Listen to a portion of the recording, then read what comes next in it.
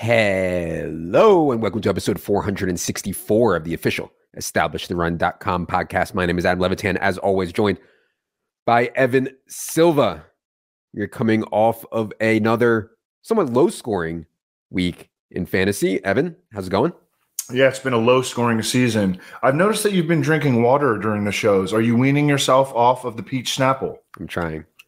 It's so bad for me. I know it's so bad for me. Yeah. I actually had someone from Snapple reach out to me, and after I was talking about it, be like, "We have a sugar-free. Don't disparage Snapple. We have sugar-free." I was like, "Buddy, sugar-free doesn't taste as good." I mean, what can I say? Yeah, it's a big downgrade. Anyways, on today's show, we'll be going team by team through each NFC squad, talking through everything we saw and what it means. Before we get into it, have to remind everyone the NBA season starts tonight. Tuesday night. It's really, really hard to compete in DFS, to compete in props, unless you have the very best projections at your disposal. We put so much effort into it 24/7, 365 from our NBA projections team led by Dink. It's an unbelievable undertaking, but if you're going to play DFS, I think you actually legit do need it. Head to the subscribe page for more on NBA. Also, this podcast is brought to you by our friends at Underdog Fantasy. They continue to have this battle royale format weekly. Check it out. We will have rankings for it. Those debut on Wednesdays each week, essentially a 1-week snake draft on Underdog Fantasy. If you haven't deposited yet, promo code ETR. When you do deposit on Underdog, we'll match your first deposit up to $100. That's promo code ETR at underdogfantasy.com. All right, let's start with the Cardinals, Evan. And there is a lot going on with the Cardinals. Marquise Brown was having an awesome season. I mean, legit one of the best wide receivers in the NFL. I think he's emerged into. Sucks that he's going to be out indefinitely, I would say, 4, 5, 6 weeks at least. They go out and they make the trade for Robbie Anderson, and they're going to get DeAndre Hopkins back next week. I just think that without Marquise Brown and with Cliff still in there, I don't think that Robbie Anderson and DeAndre Hopkins saves them. This offense is 31st in yards per play. They're incompetent. The floor is so low. And I'm skeptical on DeAndre Hopkins coming back and having a big impact. What do you think about that going forward? Well, I'd like to know your reasoning behind that. I mean, they've built up a solid level of chemistry and rapport over the past 2 seasons. Did Kyler and DeAndre Hopkins? I think that, he's, by all accounts, he's been staying in shape. He should be ready to go immediately on Thursday night against a Saints defense that is going to be without Marshawn Lattimore. Yeah, Saints pass defense is a major funnel. I mean, they're really bad through the air and very good against the run. Yeah, DeAndre Hopkins is 30 years old. I thought last year he was bad. I mean, I know he scored 8 touchdowns, but I don't think he had over 80 yards, maybe more than once or twice all year. I know he was banged up. He had a ton of games in like the 50-yard range, and he was so touchdown dependent. Mm-hmm. I don't see this team scoring a ton of touchdowns, and I think it would have been better for DeAndre Hopkins without Marquise Brown. With Marquise Brown than without. So we'll see. I mean, maybe they can scheme up. Can Robbie Anderson be that like lid lifter, the sort of coverage changer that allow? I think they're going to be able to get out there and riff. I mean, yeah. What do you think? I know that Hopkins took a step back last year from the monster year that he had coming off the that pandemic year. Right. Would you add? Would jump in and score big time? I think he's a wide receiver 1 right away. Wow. See, I don't think so, but I guess we'll see. I just don't think he has it in him, and I have no faith whatsoever in Cliff's ability to do it. Right. What do you think about adding Robbie Anderson? Obviously, DeAndre Hopkins is owned already. What do you think? Should people be adding Robbie Anderson here? I think that he's going to play a lot of snaps, and I think he's going to be extremely inconsistent. But I do think he's going to be able to mix in some big plays. I mean, Kyler Murray can throw the ball to the perimeter. Yeah. He struggles to throw the ball over the middle of the field, although he does it constantly to Zach Ertz. But he throws the ball well to the perimeter.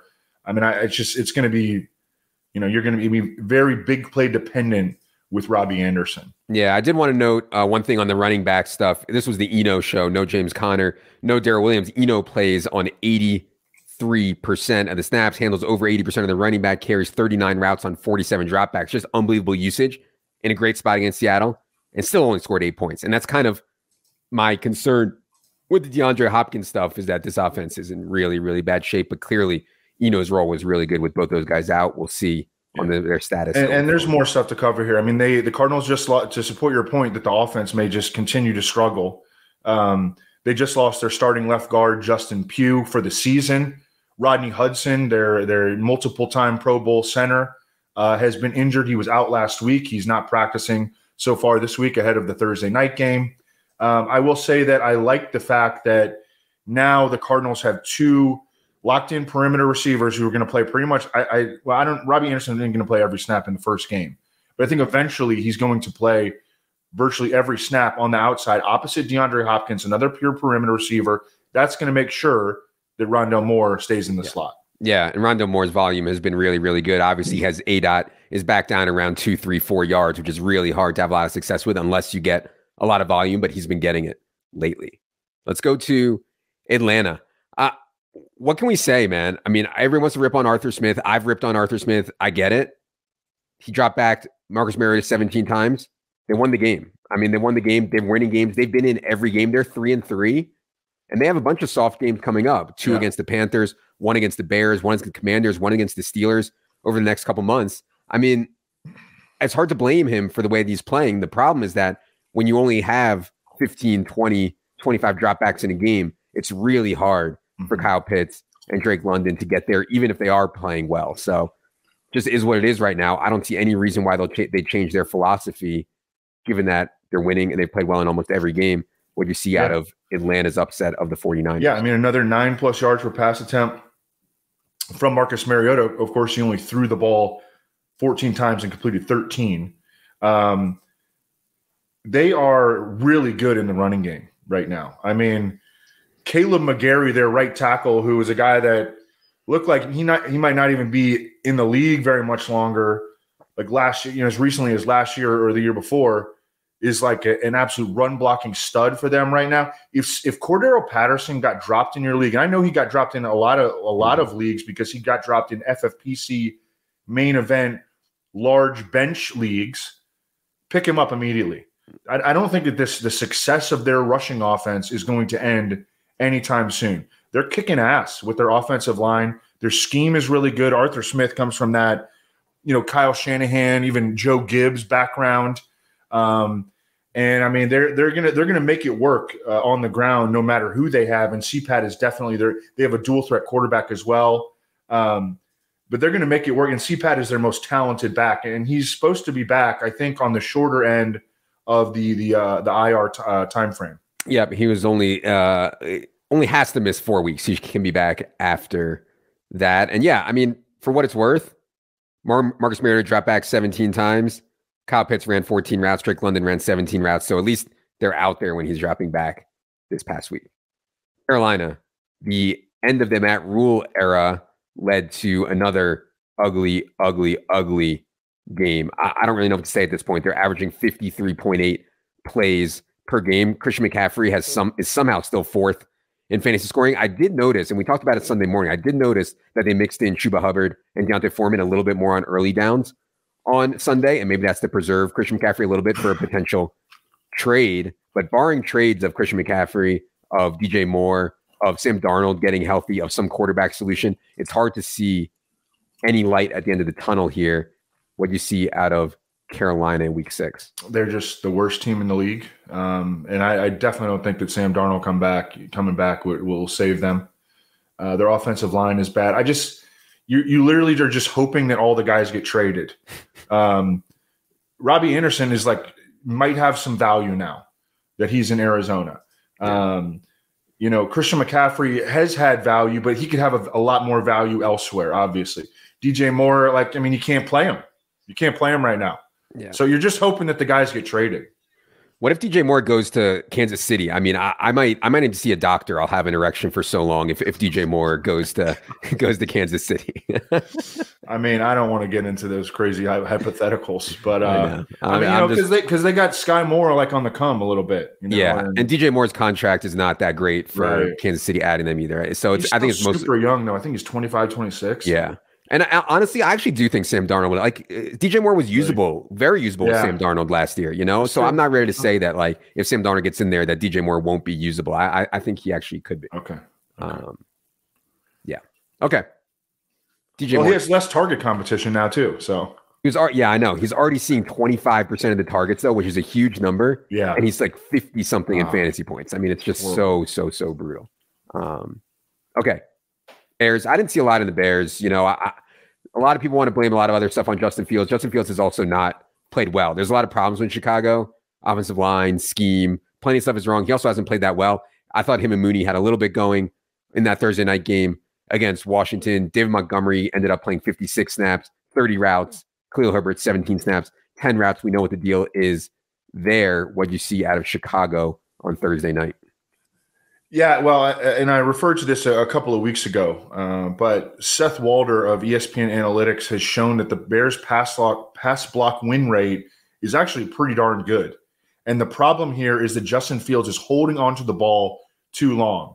Yeah. You talk to the crazy Bears supporters, they say that, oh, he's shell shocked or whatever, but the receivers aren't getting open. There's some truth to that, at least to the receivers not getting open thing. But he's holding on to the ball way too long. He's a slow processor. They've got to figure out a way to speed him up, and I'm not sure that they are going to be able to. This was a problem for him at Ohio State, where he was just surrounded by 5 stars everywhere. Like literally like almost every position. So he kind of get away with it, but it's not coming out quick. It's not coming out clean. And I would say that there is not progress being made. Yeah. And this regime did not draft Justin Fields. It makes you wonder, if it continues to go like this, it continues to plateau or even regress, are they going to be looking at another quarterback in 2023? And this quarterback class coming up is allegedly one of the best. I know we hear that all the time, but allegedly a very, very good quarterback class. Bears fall to 2 and 4. Dallas. I think we saw, it's almost like perfect timing. Dak sounds like he's ready to come back, and Cooper Rush did not play well, especially in the first half, did not play well in that Sunday night game against Dallas. Usage in Dallas, though, is very, very clear. I mean, we know what they're going to do in the backfield. We know what they're doing at wide receiver. There's not a lot of question marks week to week. I think the big question is if and when Dak comes back in week 7, can he spark them into a more explosive offense? What you see out of Dallas's loss to the Eagles on Sunday night. Typically, this is how it goes with backup quarterbacks. And Cooper Rush has done a great job. Okay. I mean, cap tip to him. But as the sample size grows and, defensive coordinators are looking at him and, he plays more, then he's going to get exposed and things are going to go south. And that's what's happening right now with Cooper Rush. I mean, he just doesn't have enough physical skills to be, an NFL starter. He can go in and win you a couple games, and that's a great backup. Chase Daniel has been able to do that for years. That's what Cooper Rush is, and they need to get Dak back. Jerry Jones says that Dak's coming back. Dak says that Dak's coming back, but Stephen Jones says, I don't know if Dak's coming back. So, and I'm talking about in reference to week 7. So right. We'll have to wait and see. Yeah, wait and see. Speaking of Dallas, as we move to Detroit here, Detroit's coming out of their bye. They play at Dallas. And, I was excited about the Lions coming out of their bye, getting Amon-Ra back. We're projecting both Amon-Ra and DeAndre Swift back here in week 7, which is obviously exciting. Just playing at Dallas. I mean, Dallas has one of the best pass rushes in the league, one of the better defenses as a whole in the league. It's not like the cleanest spot for Detroit to come back to, but at least they're going to get their guys back, and I'll be excited for that. Hopefully Dak can play also and maybe turn this game into a bit of a shootout. Anything for you on Detroit as they come out of their bye? No, I'm optimistic that we're going to get DeAndre Swift back, right? Are you? Yes, I think we're projecting Swift and Amon-Ra back. Yes. Okay, excellent. Yeah, I mean, awesome. Let's do this. Packers. I think a lot of people are asking themselves, what's going on with Aaron Jones? Aaron Jones only has 48 slot or wide snaps all year. He only has an 11% target share. He only has 3.8 targets per game. The rhetoric that Devontae Adams' absence would lead to this huge pass game role for Aaron Jones has proven false, and he continues to split backfield work with A.J. Dillon. So, it just kind of is what it is. I don't think I'd bail on Aaron Jones. I'm not panicking. I wouldn't sell low, but I think there's certainly room for concern on the pass game role stuff. I have a bunch of other Packers notes here, but I'm just curious first, what would you do if you had Aaron Jones in season long? He was doing pretty well over his previous 4. He just hasn't been scoring a lot of touchdowns. He's only scored a touchdown in 1 game so far. I mean, he was averaging almost 17 touches per game between weeks 2 and 5, And then, I mean, they just had a horrible game. I mean, they had a horrible game against the Jets. They scored 10 points. They suck, though. That's the thing. I feel like that could continue. Yeah, They suck. That's fair. That's fair. I mean, and absolutely, he has to share work with A.J. Dillon. And that's not going to stop. And there have been, A.J. Dillon, his usage was a season low in week 5, but that was always likely to bounce back into, his median range. Yeah. I mean, there's going to be some ups and downs with Aaron Jones. He might have been too high on him before the season. I thought the Packers would be a better team than this. Yeah. They're not. Right. They're not. Speaking of the Packers, I thought it was an important injury to Randall Cobb because it got Robert Tonyan out into the slot more and got him more involved in the pass game. Robert Tonyan set a season high by far in this game, ran around on 82% of Aaron Rodgers' dropbacks. 29 out of Robert Tonyan's 46 snaps in week 6 were slot or wide. He saw 12 targets for 29% share. I know everybody's looking for tight end help if you don't have one of the top 2 or Kittle or Waller or whatever. So, and even Waller's hurt now. So if you need help, I think Robert Tonyan, especially while Randall Cobb is out, absolutely can certainly help you there. Yeah, and Randall Cobb, it's saying they're saying high ankle sprain. Yeah, and they're saying 2 to 4 weeks. We'll see. Yeah, I mean, this is a guy who's played a lot of football, and that's not an easy injury to recover. I mean, he needs his short area quickness. It's going to be a problem for him. Yeah. I was also been a little bit disappointed in the way Romeo Doubs has played. 6.15 yards per target this season. I mean, that's really, really low. I mean, he's been out there a lot. He's been getting targets, has not been doing a lot with them. And so just wanted to put that out there, but I'm not giving up on him by any stretch. Certainly some small sample stuff going on there. Rams. So Tyler Higbee, maybe he was affected by the ankle, and maybe I didn't give it enough credit.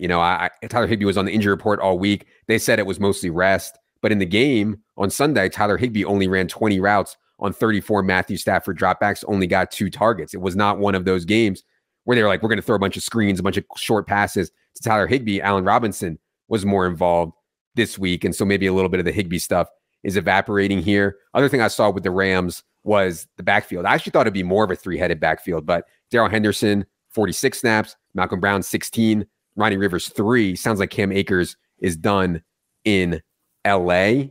But Darrell Henderson had a bigger share here than I actually thought that he would. They did give a bunch of other guys like Skoranek and Powell and Kupp, and they gave a bunch of other guys carries too. But anyways, what'd you see out of Higbee, Dig Hendo, the Rams, anything else?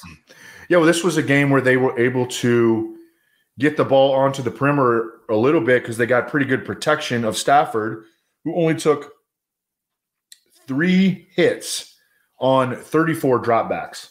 The problem is that now they lost Joseph Noteboom, who was the guy who they signed.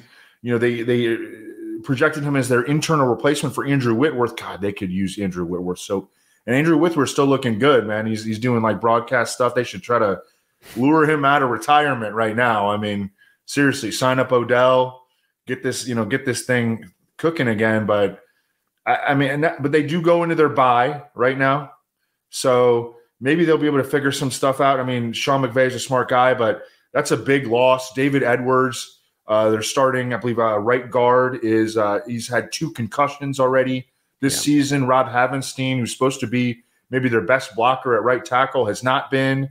They lost their starting center, Brian Allen, early in the season, although McVay said that he thinks that Brian Allen will be back after the bye, I believe. Yeah. Thorne had this offensive line 27th before the Noteboom injury. There you go. Before it. I mean, now they're in they're in big trouble on the offensive line for sure. And the run game certainly looks mostly broken. I mean, this was such a clean matchup, and Darrell Henderson gets there with a touchdown, but they were still really inefficient. Yeah. Go to Minnesota. I thought Miami would win the game. I was wrong. Maybe they would have won the game if Skylar Thompson didn't get hurt. I don't know. But anyways, Minnesota, credit to them, goes down there and gets a good win. Again, Dalvin Cook only ran a route on 48% of the dropbacks. It's just not enough for me. I want to see Dalvin out there more before I'm paying $7,500, $7,600, whatever it is on DraftKings for him. But anyways, good win for Minnesota. What do you see out of them, Evan? Yeah, and Minnesota is another team going into its bye, I believe. Mm-hmm. I think that they've been a mildly under. They've been okay on offense. I think they've been mildly underwhelming because I kind of had higher expectations. Really, I don't know. Going into the bye helps. Again, I think that their offensive line has been pretty good. Everyone's just been pretty good, kind of. But we haven't seen them really take the next step. I don't think have hit 30 points in a game yet this year, but they've been like around 25 in like all of them. Yeah. That's just kind of what they've been so far. We'll see if they can take it to another level after the bye. But I mean, they've been okay. They're 5-1, but like offensively, we're talking about fantasy here. Everyone's been just okay. I wish they would let Irv Smith play a little bit more. He's rotating out a little bit too much for my liking, but I still think Irv Smith can give them more and play well. So it kind of is what it is at the back of that tight end stuff. Saints.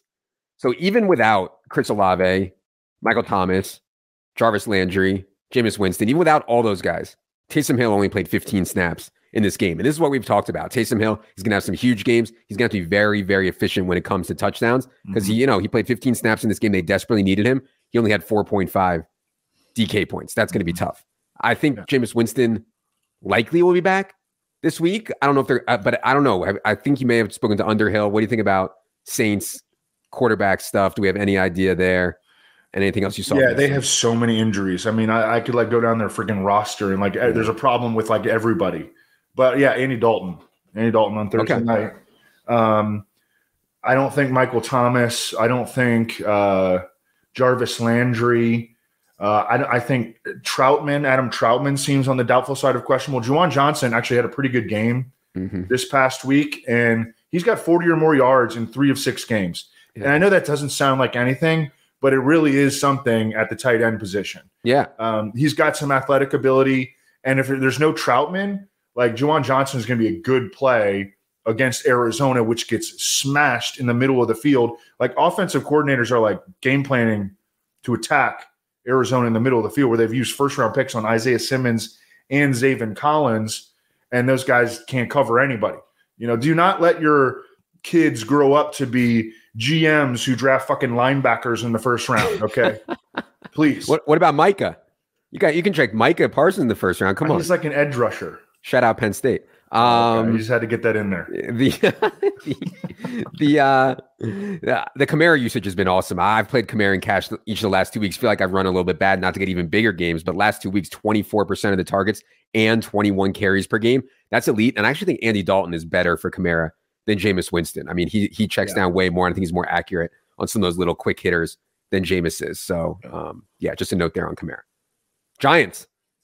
We've been waiting for wide receiver help, and we got it. Wan'Dale Robinson makes his NFL debut, plays 15 out of 64 snaps in his NFL debut, does Wan'Dale Robinson, 10 in the slot, 5 out wide.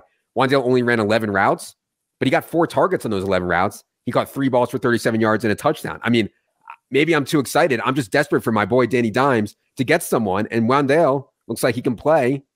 I'm excited about it. Yeah. What you got on Wan'Dale? Anything else on the Giants? Yeah, in one of my FFPC teams where we're 5-1, humble brag there. We thought about dropping Wan'Dale Robinson real early in the season, and right now, and I was like, let's try to be patient. Like he could be the number 1 receiver for the Giants here real soon. And I mean, now I think he's got a chance to do that. Yeah, you're right. I mean, he didn't play a ton of snaps here, but he was highly productive on his snaps. You have to believe that he's going to get more snaps going forward. They need him. Yeah. And he's a really good little slot prospect. I mean, he was also a return guy in college, good with the ball in his hands. I'm a little excited about him. I think we're going to be starting him actually because we got some dudes on bye. I mean, I think he's like a viable flex option. I'll say flex option right now. Yeah. I will talk to Jordan about how quickly we can expect Wan'Dale's role to grow because I think if I was coaching the Giants, it would be fast. I mean, we're talking like 15 snaps in his first week, 40 next week, and then full time after that. Like that's what I would do if I was coaching the Giants, just because they have no one good that they're throwing to. So yeah, we'll see on Wan'Dale.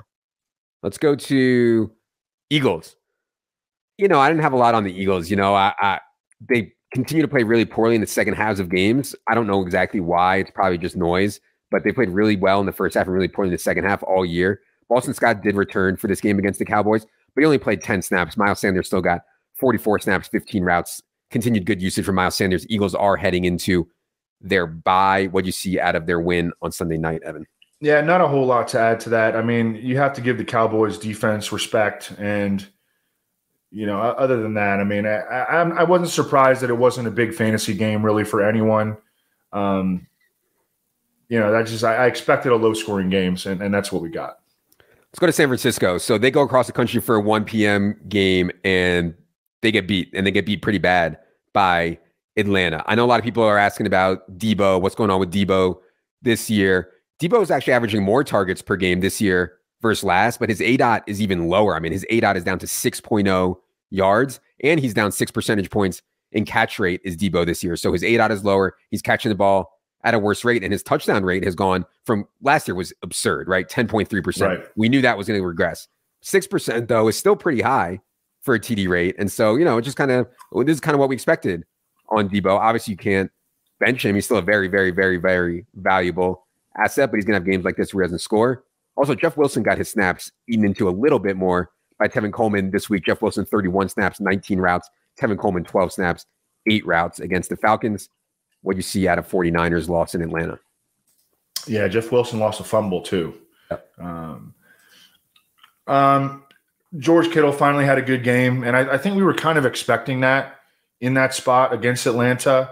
But I think that was good news. I read that they think that Trent Williams could come back, like maybe as soon as they're not on. Are they on bye this week? I don't think so. I don't want to say this, but it sounded to me, based on some of the comments that I read from Kyle Shanahan, that they think that Trent Williams could come back as soon as this week. Wow, they're home against the Chiefs this week. Okay, yeah, that would be awesome. I think that Ayuk, that's great. He's like a best ball guy. He's not going to be anywhere near consistent. Against the Chiefs, he could go to 3 catches for 35 yards. He's just going to be really up and down. I would maybe even look to try to sell him. Package him with someone else for, a dude that you can actually count on in a season-long league. But, yeah, that's kind of all I got there on San Francisco. Yeah, getting Trent Williams back would be huge. I mean, Evans talked so much about how this offensive line has so many problems. Getting Trent back would be big. And if I was them, maybe I would wait to bring him back for this division game they have coming up at the Rams in Week 8. But we'll see what they decide to do. Seattle. So Leone's spent the whole week telling me that Kenneth Walker is actually Gale Sayers reincarnated. And so I thought Kenneth Walker played great, man. I mean, you might even be better than Gale Sayers. He could be better than Gale Sayers. I mean, he did some of these moves that you don't really see in the NFL, kind of like gliding in the air and jumping and then accelerating off of it. It's hard to describe it. It was kind of weird. Shout out Team Watch the Tape. But Kenneth Walker played 47 snaps, ran 15 routes. DJ Dallas 23 snaps and 12 routes. So yeah, DJ Dallas mixed in a lot on pass downs, but Kenneth Walker was very efficient and they won the game. And so, it was good. This was not Geno's best game whatsoever. And a lot of the Geno haters are going to say, this is a sign that the pumpkin or the slipper is turning back into a pumpkin or whatever the saying is. That's definitely not it. It's definitely not it. But people are going to use this as evidence to say that guys are allowed to have games. Geno's going to regress, and he can regress and still be good because he's been so elite. So it's frustrating for Lockett. I played Lockett on DK. It was frustrating. Yeah. DK Metcalf was really frustrating, but I'm not ready to panic yet. What do you see out of Kenneth Walker, Geno, and Seattle? Kenneth Walker just looks awesome. I mean, and Rashad Penny was awesome before him, but now it's the Kenneth Walker show. I don't think he's going to get a whole lot of stuff in the passing game. And I would definitely roster DJ Dallas everywhere. He should be rostered everywhere because he's the next guy up. If something happens to Kenneth Walker, we've already seen Kenneth Walker get hurt once this year. I was just very disappointed because I loved DK Metcalf this week, and the targets were there, and the production just was not. The protection for Geno Smith broke down against Arizona. Arizona is just a kitchen sink defense where they just blitz to high hell, and sometimes that gets home. They've actually been playing pretty good. You remember they got carved by Patrick Mahomes in Week 1. They've actually been playing pretty good pass defense by this just extreme blitz heavy. I mean, people can't even really name players on their defense probably, but I mean, they've actually played pretty good pass defense, all things considered. By the way, on the DJ Dallas thing, only thing I would say about that is Travis Homer, I think is eligible to come off IR in like a week or two, and he had a rib issue, and I think Travis Homer could, mix in plenty with DJ Dallas, even if something went, if something happened to Kenneth Walker. Yeah. Let's go to Tampa. So I thought Chris Godwin was an unbelievable play. The only reason I didn't play him in cash is because I was scared about his week 5 usage, where he only ran a route on 51% of Tom Brady dropbacks. In this game, where they were actually losing for pretty much the whole game, Godwin 39 routes on 42 dropbacks, 12 targets for a 30% share. Just a beast. Cam Brate suffered kind of a scary back injury. I don't know how serious it is or he's going to miss time, but obviously we know Cade Otton can play a little bit if Cam Brate misses time. This was a really bad Brady game. You can listen to Solo Pod for my take on it. Maybe he's been out, at Robert Kraft's wedding. He's hobnobbing. He's out looking for girls now. Not the best game for Tom Brady against the Steelers. That's all I'm saying. What you think he's back on team sex? He's definitely big time. What'd you see out of the Bucs? Surprising loss in Pittsburgh in a game that, they had to go to Mitch Trubisky and the Bucs still lost. They just did not have a good day offensively. The usage still is with the exception of Mike Evans in this particular, and that's going to happen sometimes with Mike Evans, but the usage was just good for everyone though. I mean, Leonard Fournette got 27 touches. Godwin got 12 targets. He's back. Every week wide receiver 1, as far as I'm concerned. Russell Gage you can't use him when he's playing on the outside. Godwin's gobbling all the stuff in the middle of the field. Cade Otton is back on the radar. Rachaad White was not used heavily this week. I think that he will be used more going forward because I know Lenny can do it, but over a 17-game season, 27 touches, you can't do that to him. I mean, you got to bring him down to 19 and get Rachaad White his 10 or 12. Yeah, and they've started doing that. They just got into kind of a desperate situation where they're trying to make a comeback and win a game that they really should have won. Last team in the NFC we're going to talk about here today is the Washington football team, also known in some circles as the Commanders. Big news, of course, is Carson Wentz is going to be out for a while. He had finger surgery on his right ring finger, that is his throwing hand. Of course, I was hoping they would go to Sam Howell. I know a lot of us were hoping that they would go to Sam Howell to get some exposure to the unknown. We know what Taylor Heineke is. And honestly, Taylor Heineke might be an upgrade on Carson Wentz. I'm curious what you think about that, Evan. But he actually might be. So tell the people what you think about Heineke and how that affects McLaurin and anything else going forward. I mean, Heineke has been like a pretty decent fantasy quarterback. Yep. I mean, and he's going to be an every week starter in 2 quarterback super flex. They've got weapons around him. They've got a competent offensive line. They've got, I think that the scheme is fine under Scott Turner. And Taylor Heineke, he can score points. He can run a little bit. He's not super talented, but he's aggressive as a passer. I bet he has some decent games from a fantasy standpoint. He also can go south with turnovers. I think that we probably see Sam Howell within the next month. Okay. Yeah. That's exciting. Who do you think is just better, just in real life, Heineke or Carson Wentz? Wentz has so much more talent, but there's just something wrong with him. Yeah. There's just something wrong. His decision making, lack of leadership can definitely translate to the field in some respects. Yeah. I think that's just what it is. I don't know if I'd say Heineke's better, right? But they might be able to win more games with him. Sure. Yeah. No, that makes total sense. And by the way, this will be Carson Wentz. I assume he's going to get run out of Washington at the end of this year. That'll be the 3rd team that he's been run out of in the last 4 years or something like that. I do think the Heineke stuff is good for Terry McLaurin. Terry McLaurin this year, 15.9% target share from Wentz. Last year, Terry McLaurin 25.5% target share with Heineke. And they added Jahan Dotson. They got Curtis Samuel healthy. But I still think featuring Terry McLaurin is something they need to do. And Heineke, I think, knows that. And so I do think this is a good thing for Terry McLaurin. If people aren't aware of that, I think he's an interesting trade target in the season-long markets. One other thing on Washington, Brian Robinson got the start, 27 snaps and 6 routes. Antonio Gibson, 15 snaps and 7 routes. I think the gap there is going to continue to get wider. Clearly, Brian Robinson's backfield now. Yeah, Brian Robinson, his recovery and all that the story is incredible. I'm so happy for him as a dude. He doesn't have a lot of juice as a runner. and he's not going to play in the passing game, almost at all. So he's going to be very, very touchdown reliant going forward. Yep. I think that's totally fair on a team that may not score very many touchdowns. All right. That is going to do it for the NFC team by team pod. We'll be back with the AFC pod later tonight. Be sure you are subscribed on YouTube or on whatever podcast platform you are listening on. For Evan, for producer Luke, I'm Adam. Good luck, everybody.